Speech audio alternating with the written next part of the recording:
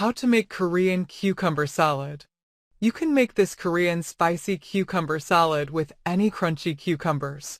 It'll add delicious spiciness to any Korean meal. Ingredients: 4 cups cucumber, sliced into thick rounds or 1/2 moons. English cucumber, Japanese, Armenian, or Persian, thin-skinned, seedless is preferred. 1 teaspoon salt. 1 teaspoon soy sauce. 3 tablespoons rice vinegar. 1 tablespoon sugar, honey or maple. 1 tablespoon toasted sesame oil. 2 scallions sliced thin.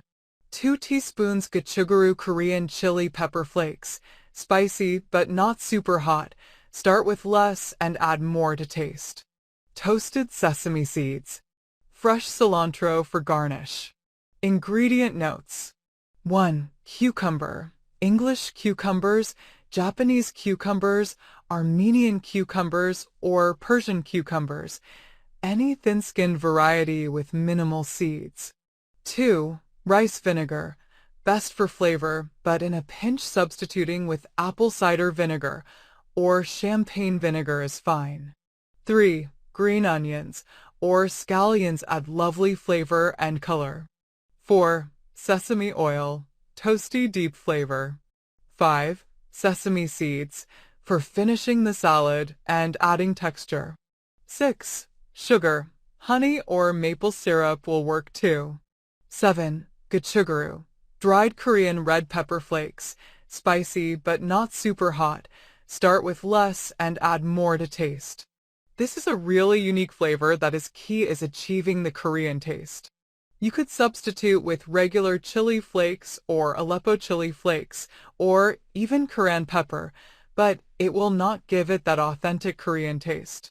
Instructions: 1. In a colander, toss cucumbers with the 1 teaspoon of salt and set over a plate for 30 minutes.